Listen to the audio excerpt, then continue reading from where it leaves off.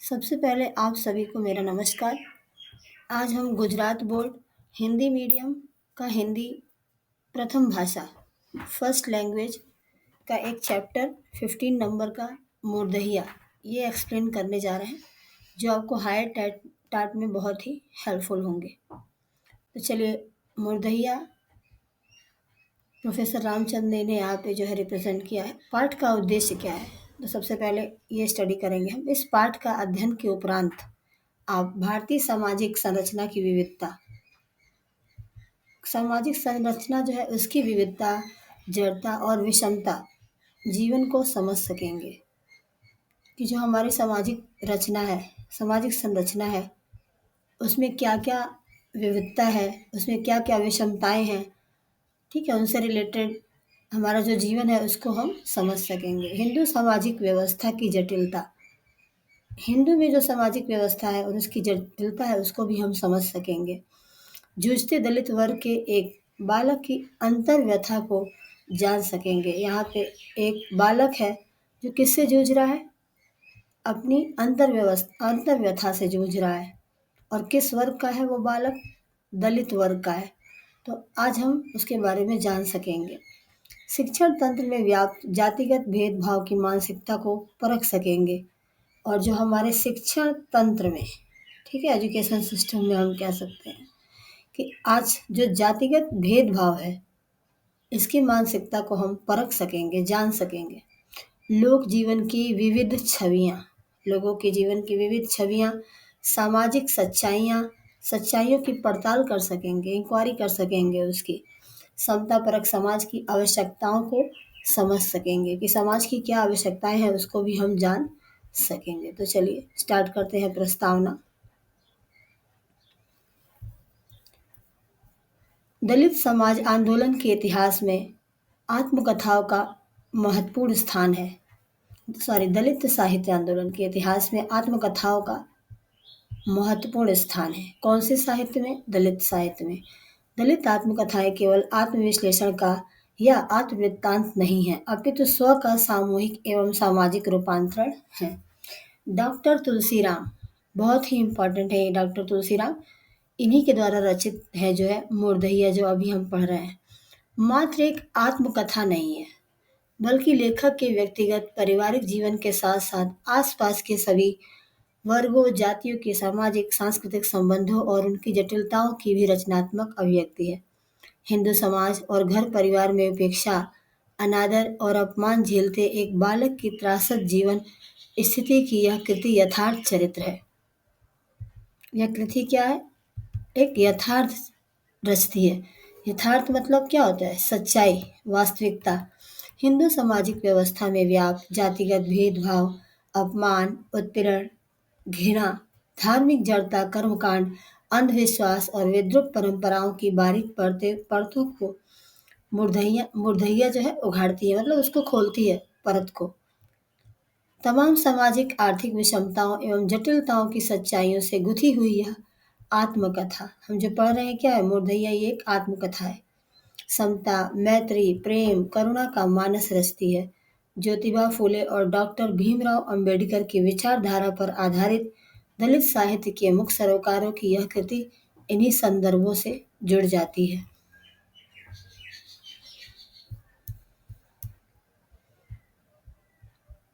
इन्हीं संदर्भों से जुड़ जाती है।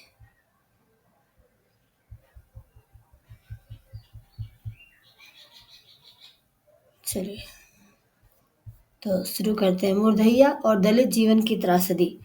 मुर्दहिया दलित समाज की त्रासदी और भारतीय समाज की विडंबना का सामाजिक, सांस्कृतिक, आर्थिक और राजनीतिक आख्यान है।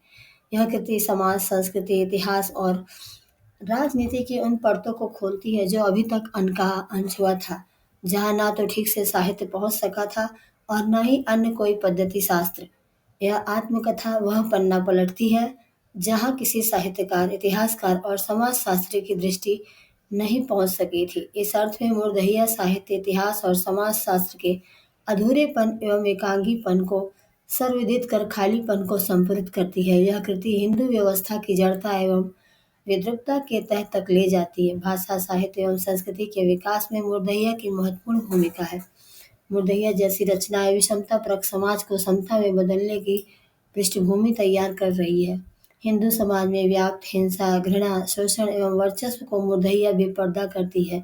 साथ ही दलित वर्ग की जटिलताओं एवं विसंगतियों का सामाजिक सांस्कृतिक परिक्षेप भी उद्घाटित करती है। आत्मकथा दलित जीवन संघर्ष की सिर्फ वेदनामयी गाथा ही नहीं है, अपितु हिंदू जाति व्यवस्था की जड़ता, अंधविश्वास, कर्म कांड, धर्मांतर तथा तमाम विभेदकारी शोषण युक्त विषम परिस्थितियों के घेरे को तोड़कर उगते सूरज के मानिंद बालक तुलसीराम की संघर्ष यात्रा है।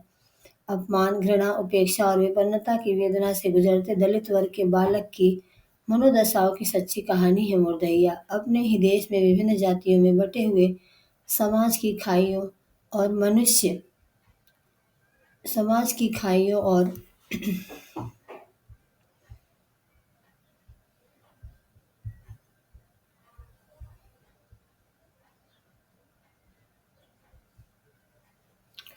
मनुष्य से मनुष्य के बीच की दूरियों का चित्रण करती मुर्दैया जन्म से लेकर मृत्यु तक के अपमान बोध की मार्मिक कथा है। हिंदू व्यवस्था की जड़ता और वैषम्य जीवन।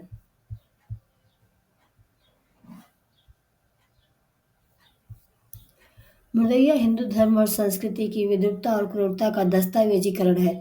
जाति पाति, ऊंच नीच, घृणा और द्वेष से गुथा हुआ श्रेणीबद्ध समाज कौन से तथा किस प्रकार का राष्ट्र निर्मित करेगा, यह प्रश्न आत्मकथा में अद्यांत बना रहता है। डॉक्टर तुलसीराम को मिला जातिवादी माहौल, विद्रूप सामाजिक मान्यताएं तथा देवी देवताओं एवं अंधविश्वास से भरे हुए विषम जीवन। किससे भरे हुए यहाँ पे? अंधविश्वास से भरे हुए विषम जीवन आजाद भारत की कौन सी तस्वीरें प्रस्तुत करता है? जिस विषमतापरक सामाजिक परिवेश और सीमाओं से घिरा हुआ डॉक्टर तुलसीराम का गांव है, वह किस राष्ट्र का बोध कराता है? आत्मकथा में लेखक की जाति की अवस्थिति का कारण साहित्य वर्णन है। इन्हीं सीवानों से घिरे हमारे गांव के सबसे उत्तर में अहिर बहुल बस्ती थी। कौन सी बहुल बस्ती की बात की गई है? अहिर बहुल बस्ती की, जो ग्वाला होते हैं वो लोग, जिनमें एक घर कुम्हार, एक घर ननिया, एक घर गड़ेरिया तथा एक घर गोल भड़भूत मतलब जो भूजा वगैरह भूजते हैं उन लोग का था। बीच में बनौटी ब्राह्मण टोला तथा तमाम गांव की परंपरा के अनुसार सबसे दक्षिण में हमारी दलित बस्ती थी। एक हिंदू अंधविश्वास के अनुसार किसी गांव में दक्षिण दिशा से ही कोई आपदा, बीमारी या महामारी आती थी। उस समय यह अंधविश्वास था, ऐसा माना जाता था कि कोई भी बीमारी आए, आपदा आए या महामारी आए तो दक्षिण दिशा में ही आएगी। इसलिए गाँव में हमेशा जो दलित लोग होते थे वो दक्षिण में उन लोगों को बसाया जाता था। जाति आधारित ऐसी व्यवस्था जहाँ मनुष्य की पहली पहचान जाति हो, जहाँ मनुष्य जाति से पहचाना जाता हो। इस विभेद को मुर्दैया में अंकित करते हुए लेखक ने दलित जीवन की त्रासदी को विस्तार से लिखा है।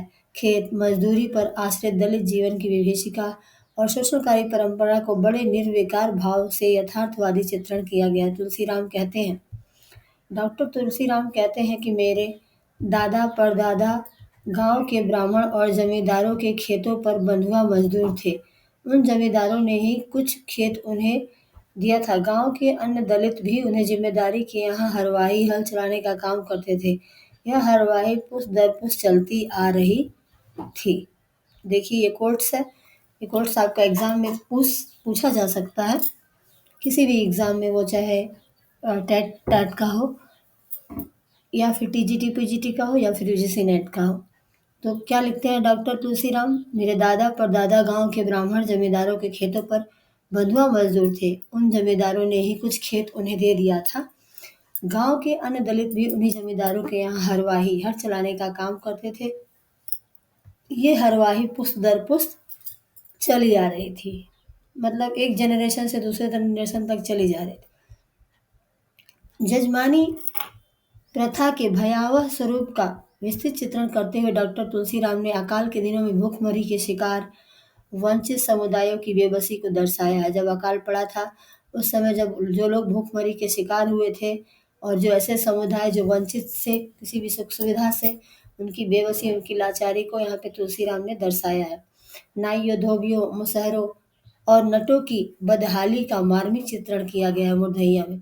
यह चित्रण स्वर और सामुदायिक संवेदना का विस्तार है। इस प्रस्तुति से ही मुर्दैया मात्र एक व्यक्ति, एक जाति या मात्र एक समूह की गाथा नहीं है, अपितु वेदना का समुदायीकरण है। इस वैषम्यपूर्ण जीवन और हिंदू व्यवस्था की जड़ता से मुक्ति ही मुर्दहिया का लक्ष्य है। चलिए आगे बढ़ते हैं।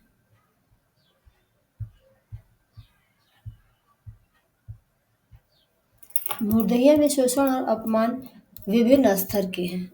जो शोषण है और अपमान है, इसमें क्या है, अलग अलग स्तर के हैं, जिसे पढ़ते हुए साफ तौर पर लगता है कि इस विषमता परक व्यवस्था या रीति रिवाजों की पोषक हिंदू सामाजिक व्यवस्था और हिंदू धर्म की अवैज्ञानिक मान्यताएं हैं। हिंदू समाज में व्याप्त अंधविश्वास कितना अवैज्ञानिक और मनुष्य विरोधी है, मुर्दहिया में विस्तार से वर्णित किया गया। अपशकुन और अनादर को डॉक्टर तुलसीराम ने हिंदू व्यवस्था की जड़ता के रूप में रेखांकित किया, जिसके शिकार वे स्वयं रहे। आत्मकथाकार ने अपने साथ उन चारों को अपनी आत्मीयता दी है जिन्हें अपशकुन का पर्याय मान लिया गया है। उनके गांव में स्वयं उनके अलावा निर्वंश जगू पांडे, विधवा पंडिताइन, पोखरे वाले उल्लू, खो खो करने वाली मरखू की चिड़िया को देख सुनकर गांव वालों की रूह कांप जाती थी। लेखक में मनुष्य और प्रकृति की अनुभूति का यह तादात्म्य विशिष्ट है, जिसे रेखांकित किया जाना चाहिए। दलित लेखन की अनुभूतियों का यह विस्तार है। उल्लुओं के अपशकुन होने का चित्रण करते हुए डॉक्टर तुलसीराम लिखते हैं कि जब उल्लुओं का वह जोड़ा कुड़ुक कुड़ुक करके जोर से चहकता है तो उनकी एकदम अलग आवाज बड़ी दूर तक सुनाई पड़ती है। उस आवाज को पूरा गांव अपशकुन मानता था। मेरी दादी की तरह अनेक औरतें यह कहती कि भूतों की पोखरे पर जब पंचायत होती तो उल्लू कुड़ुकते हुए शंख बजाते हैं, जिससे पता चलता है कि ब्राह्मण भूतों की पंचायत हो रही है। तो ये कोट्स भी आपका पूछा जा सकता है। इसमें क्या दिया गया है, क्या कहा है डॉक्टर तुलसीराम ने? वो लिखते हैं कि जब उल्लुओं का वह जोड़ा कुड़ुक कुड़ुक करके जोर जोर से चहकता तो उनकी एकदम अलग आवाज बड़ी देर तक सुनाई पड़ती। उस आवाज को पूरा गांव अपशकुन मानता था। मेरी दादी की तरह अनेक औरतें यह कहती कि भूतों की पोखरे पर जब पंचायत होती है तो उल्लू कुड़ुकते हुए शंख बजाते हैं, जिससे पता चलता है कि ब्राह्मण भूतों की पंचायत हो रही है। ऐसा लगता है कि वर्चस्वशाली हिंदू व्यवस्था को कायम रखने के लिए इस तरह की अवमानना के तमाम औजारों को विकसित और पोषित किया जाता रहा होगा। ऐसे ही भूत प्रेत या आत्माओं के माध्यम से भय का आतंक विकसित करके लोगों को अवैज्ञानिक बनाकर ठगने की संस्कृति खड़ी की गई होगी। हैजा और चेचक जैसी बीमारियों को दैवीय आपदा बताकर अभी भी काफी व्यापक स्तर पर गांवों में अंधविश्वास फैलाया गया। यह सारे अंधविश्वास हिंदू सांस्कृतिक सत्ता को बनाए रखने के लिए रचे गए हैं। मुर्दहिया इसका पर्दाफाश करती है। दलित जीवन संघर्ष और चेतना। मुर्दहिया दलित जीवन समाज का जैसा स्वरूप प्रस्तुत करती है वैसा परंपरागत साहित्य की किसी भी विधा में पढ़ने को नहीं मिलता। डॉक्टर तुलसीराम की स्वानुभूति और रचनात्मकता ने भारतीय समाज के बहुत बड़े हिस्से का ऐसा सच प्रस्तुत किया है जिसे कभी साहित्य का व्यापक विषय नहीं बनाया जा सकता। दलित साहित्य इन्हीं अर्थों में विशिष्ट है। मुर्दहिया में गरीबी और भूखमरी का ऐसा पीड़ादायक चित्रण मिलता है जहाँ किसी अर्थशास्त्री की निगाह शायद ही गई होगी। बरसात के समय कड़की के दिनों में मैदानी चूहों का मांस और बरसाती मछलियाँ खाकर चूहों के बिलों से गेहूं की बालियों से अनाज निकालना दलित जीवन की विभीषिका को प्रस्तुत करता है। बरसात के दिनों में झोपड़ियों और खपड़ल के घरों से पानी टपकने के बीच कई कई रातें ऐसे ही जागते गुजार देना दलितों की गरीबी का मुर्दहिया मार्मिक चित्रण करती है। डॉक्टर तुलसीराम ने अपने संयुक्त परिवार की व्यवस्था का चित्रण करते हुए लिखा है। अब देखिए वो उन्होंने अपने संयुक्त परिवार की व्यवस्था का जो चित्रण करते हुए क्या लिखा है, उसको थोड़ा पढ़ लेते हैं।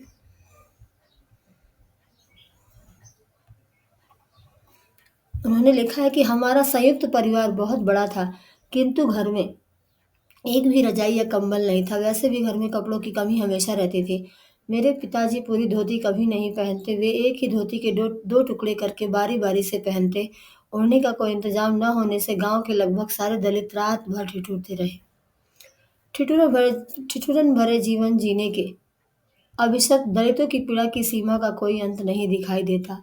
गरीबी और भूखमरी के बीच ब्राह्मण साहूकार पहली बार किसी आत्मकथा को पढ़ने को मिलता है।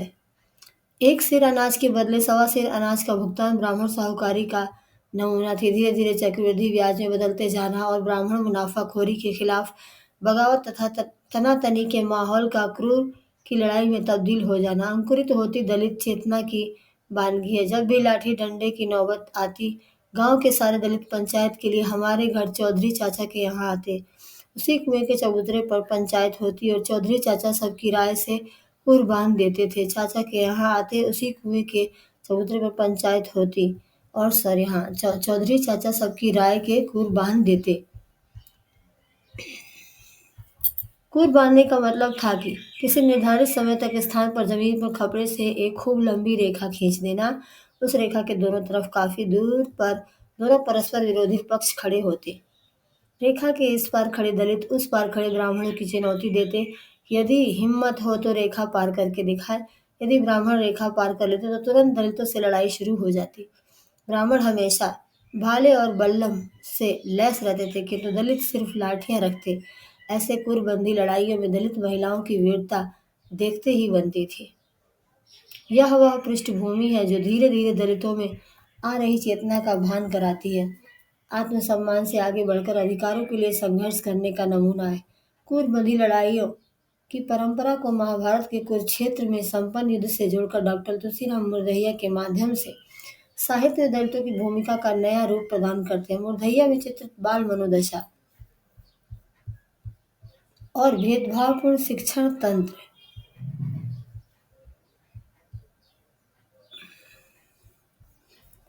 एक मिनट, हाँ। मुर्दहिया बाल और बाल शोषण का ऐसा क्रंदन है जिसकी चीख आद्यतन आत्मकथा में सुनी जा सकती है। लगभग सभी दलित आत्मकथाओं में बाल मनोदशा का मार्मिक चित्रण मिलता है, जो कुछ संदर्भों में मुर्दहिया में ही हृदय विदायक है। परंतु मुर्दहिया इस अर्थ में विशिष्ट है कि इसके लेखक का संयुक्त परिवार है और जिस परिवार का मुखिया 12 गांव से बनी पंचायत का चौधरी भी है, जो उन गांव के दलितों के लिए नियम कानून और दंड विधान का पालन करता है। लेकिन उसी संयुक्त परिवार के बालक तुलसीराम को अपशकुन का पर्याय बनाकर कदम कदम पर अपमान और हिकारत करने का शिकार होना पड़ा। घर के बाहर जाति के आधार पर गाली और अपमान का घूंट पीकर जीना पड़ता है। घर में कनवा और बाहर छबरा की गाली बाल मनोविज्ञान तथा बाल शोषण का ऐसा पहलू है जिसे किसी भी भाषा साहित्य में ढूंढना कठिन है। आखिर बचपन को रौंदने की वह कौन सी संस्कृति है जिसकी शिनाख्त कोई भी साहित्य और पद्धति शास्त्र ठीक से नहीं पहचान पाते हैं। इनकी ही खोज का नाम है मुर्दहिया और संपूर्ण दलित साहित्य आंदोलन। मुर्दहिया में शिक्षा और शिक्षण तंत्र की जिस विद्वत्ता का वर्णन मिलता है, वह प्रगति के सारे दावों को खोखला साबित करता है। अध्यापक मुंशीराम और विशेषकर सूरत लाल द्वारा दलित बच्चों को बात बात पर स्कूल में चमरकिट कहकर अपमानित करना बालमन पर स्थायी चोट करता है। यह स्थायी घाव बाल मनोग्रंथि का शिकार बनता है, जिससे बहुत से दलित बच्चे स्कूल छोड़ने के लिए बाध्य हो जाते हैं। बाल्यावस्था की इस मानसिक यातना से गुजरते हुए डॉक्टर तुलसीराम का सफर कितना पीड़ादायी रहा होगा, इससे अंदाजा लगाया जा सकता है। डॉक्टर तुलसीराम प्राइमरी पाठशाला में मौजूद भ्रष्टाचार को शब्दबद्ध करते हैं। कक्षा 2 में जाने के लिए मुंशी जी ने हर बच्चे से 2 रुपया पस्कराई यानी पास कराने का घूस लिया। यह 2 रुपया मुझे बड़ी मुश्किल से घर से प्राप्त होता था। यह पस्कराई सभी अध्यापक लेते थे और जो बच्चा नहीं देता उसे फेल कर दिया जाता था। तो आप समझ सकते हैं उस टाइम में भी ऐसा था कि पास करने के लिए अध्यापक लोग जो है घूस रिश्वत लिया करते थे, वो भी बच्चों से, और जो ना दे उसे फेल कर दिया जाता था। ठीक है। आत्मकथाकार का स्कूली परिवेश छुआछूत अपमान और घृणा से भरा भरा हुआ था तुलसीराम का। उसका एक चित्र खींचते हुए डॉक्टर तुलसीराम लिखते हैं, मिश्रित शोर मचाते हुए मुंशी जी के पास दौड़े आ चिल्लाते रहे कि चमरा ने कुआं छू लिया। मैं बहुत डर गया। ठीक है, वो चिल्लाते चिल्लाते क्या है, वो शोर मचाते मचाते आए और उन्होंने कहा कि जो चमार है उसने जो है कुआं छू लिया। मैं बहुत डर गया। उस दिन मुंशी जी रुक रुक कर गालियां देते रहे। इसके बाद मैं कभी पानी पिलाने के लिए कहने की हिम्मत नहीं जुटा पाया। इस घटना से पहले डॉक्टर तुलसीराम लिखते हैं। अब इस घटना से पहले क्या लिखते हैं डॉक्टर तुलसीराम, वो भी हम हाईलाइट कर देते हैं। चलिए, पानी पीना वास्तव में एक विकट समस्या थी। कभी कभी तो हम चुपके से पोखरे पर चले जाते, जिसका पानी गहन जलकुंभियों से ढका रहता था। जलकुंभियों को हटाकर उसका पानी पीते। देखा होगा आपने, गांव में होते हैं छोटे छोटे तालाब, वहाँ पे जलकुंभी होती है, उसको हटाकर सोचिए तुलसीराम ने उसको हटाकर पानी पिया है। वैषम्यपूर्ण इन स्थितियों को देखकर आजाद भारत पर किन्हें गर्व हो सकता है। जिस देश में समाज के श्रमशील वर्गों के साथ ऐसा अमानवीय और घृणित व्यवहार किया जाता है, वह देश विकसित देशों की पंगत में कैसे खड़ा हो पाएगा। पंगत मतलब विकसित देशों की पंगत का मतलब है कि विकसित देशों की कतार में, उसकी लाइन में कैसे खड़ा हो पाएगा। जिस शिक्षण तंत्र में डिप्टी साहब की पहचान चमार डिप्टी संबोधन से हो, वहाँ कैसे शिक्षा दी जाती होगी। जिस समाज को सार्वजनिक स्थलों और स्कूलों में पानी पीने तक का अधिकार न हो, उस समाज की मनोदशा कैसी होगी। वर्ण जाति आधारित व्यवस्था का यह विकृत रूप प्रगति विरोधी है। मुर्दइया सामाजिक परिवर्तन के लिए